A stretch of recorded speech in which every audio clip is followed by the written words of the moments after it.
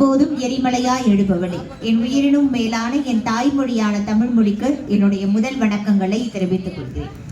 இந்த தெருமுனை பிரச்சார கூட்டத்திற்கு வருகை தந்திருக்கிற மாவட்ட செயலாளர் வை பிரகாஷ் ஐயா அவர்களுக்கும், மாநகர மேயர் SA சத்யா ஐயா அவர்களுக்கும், மாநகர துணை மேயர் ஆனந்த் ஐயா அவர்களுக்கும், மாவட்ட இளைஞர் அணி அமைப்பாளர் சுமன் ஐயா அவர்களுக்கும், மாவட்ட மாணவர் அணி அமைப்பாளர் கண்ணன் ஐயா அவர்களுக்கும், தலைமை கழக பேச்சாளராக வருகை புரிந்திருக்கிற பாரி அண்ணா அவர்களுக்கும், மாமன்ற உறுப்பினர் நாகராஜ் ஐயா அவர்களுக்கும், மாநகர இளைஞர் அணி அமைப்பாளர் கலை செலியன் ஐயா அவர்களுக்கும் மற்றும் துணை அமைப்பாளர்களுக்கும், மாநகர பகுதி இளைஞர் அணி அமைப்பாளர் யுவராஜ் ஐயா அவர்களுக்கும் மற்றும் துணை அமைப்பாளர்களுக்கும், ஊடக அன்பர்களுக்கும், இளைஞர் அணி குழுவினருக்கும் மற்றும் இதையெல்லாம் கடந்து ஒரு கூட்டம் நல்லபடியா வெற்றி பெறணும் அப்படின்னா அதுக்கு நிச்சயமாக பொதுமக்களுடைய ஆதரவு தேவை.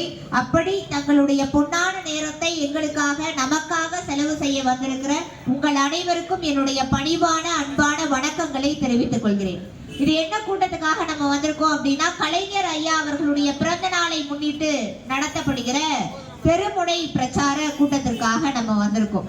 இது வெறும் தெருவில் அமைந்த தெருக்கூட்டம் அல்ல, திருவாக அமைந்திருக்கிற திருக்கூட்டம் என்பது எல்லோருக்கும் புரிய வேண்டும் என்பதற்காக தமிழ்நாடு முழுக்க ஒவ்வொரு தெரு முனைகளிலும் இந்த பிரச்சாரங்கள் நடந்து கொண்டிருக்கிறன.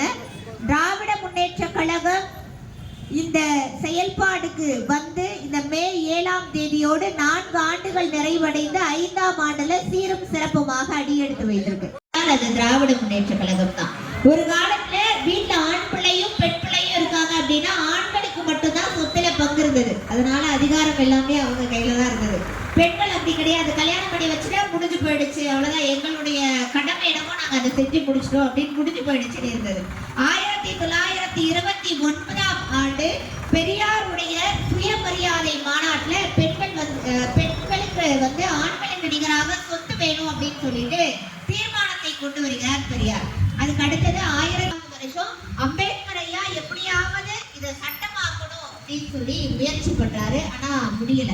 அப்ப அம்பேத்கர் ஐயா ஒரு வாசகம் சொல்றாரு, எங்கோ ஒரு தலைவன் எழுவார், எங்கோ ஒரு தலைவன் எழுவார், அவன் இந்த தமிழகத்தின் கனவுகளை எல்லாம் நிறைவேற்றுவான் அப்படின்னு ஒரு வாசகத்தை சொல்றாரு.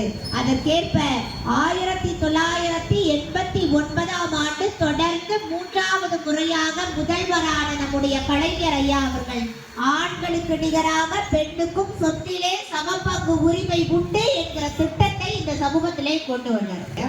திராவிட முன்னேற்ற கழகம் என்ன செய்தது அப்படிங்கிறத ஒரு சின்ன குறிப்பா சொல்லணும் அப்படின்னா, பகுத்தறிவு, சுயமரியாதை, இன உணர்வு, மொழி உணர்வு, பெண் அடிமைத்தனம் ஒழிப்பு, மூட நம்பிக்கை ஒழிப்பு, கல்வி, வேலை வாய்ப்பு, பொருளாதாரம் என எல்லோருக்கும் எல்லாம் என்பதை கொண்டு வந்தது திராவிட முன்னேற்ற கழகம் தான். கிருஷ்ணகிரி மாவட்டத்துல இப்ப எல்லா இடத்துலயும் பொது தேர்வுக்கான ரிசல்ட் வந்தப்போ கிருஷ்ணகிரி மாவட்டத்துல ஒரு தம்பி 471 மதிப்பெண் எடுத்தார். என்ன மதிப்பெண் எடுக்கிறது என்ன அவ்வளவு பெரிய விஷயமா அப்படின்னு கேட்டா, அந்த தம்பிக்கு 2 கைகளும் இல்லை.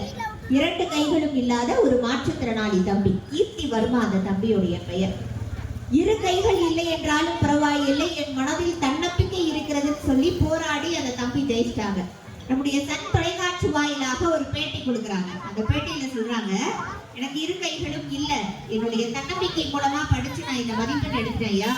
எனக்கு உயர் ரக சிகிச்சைக்கு எங்க வீட்டுல அந்த அளவுக்கு வசதி இல்லை, எங்களுக்கு உங்களால முடிஞ்ச உதவியை பண்ணுங்க அப்படின்னு முதல்வர் ஐயா கிட்ட ஒரு கோரிக்கை வைக்கிறாங்க.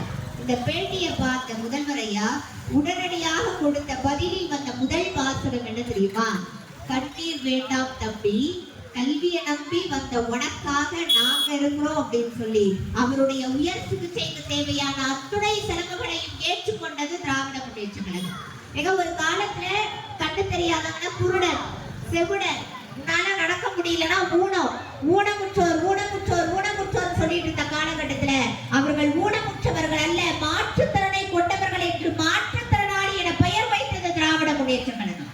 அலி அரவானின் கேலிக்கும் கிண்டலுக்கும் உட்படுத்தப்பட்டவர்களை நீங்க அலியோ வீரமும் இல்ல, அரவாணியும் இல்ல, ஒன்பதும் இல்ல. நீங்க எல்லாம் திரு நங்கைகள் என்று பெயர் வைத்து அவர்களுக்கு மரியாதையை கொடுத்த திராவிட முன்னேற்ற கழகம். ஏன் இதை பதிவு பண்றேன் அப்படின்னா, எல்லோருடைய வாழ்க்கையை மட்டும் வசந்தமாக்கியது திராவிட முன்னேற்ற கழகம் இல்ல, வார்த்தையில் கூட வசந்தம் இருக்க வேண்டும் என்பதற்காக நாகரிகத்தையும் மரியாதையையும் உட்படுத்தியது திராவிட முன்னேற்ற கழகம்.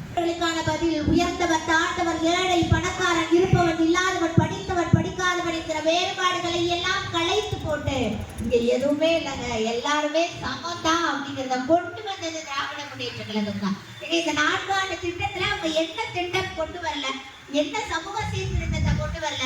விடியல் பேருந்து பயண திட்டம் அப்படிங்கிற ஒரு திட்டத்தை கொண்டு வந்தாங்க. அந்த திட்டம் வரும் பொழுது பல்வேறு விமர்சனம், இந்த திட்டம்லாம் நடக்குமா அப்படின்னு சொல்லி. அதனுடைய வெற்றி என்ன தெரியுமா? கடந்த மாதம் எடுத்த புள்ளி விவரத்தின்படி இந்த விடியல் பேருந்து பயண திட்டத்தின் மூலமாக 662 கோடி முறை அதுல மகளிர்கள் பயணித்து பயனடைந்திருக்கிறார்கள். முதலமைச்சருடைய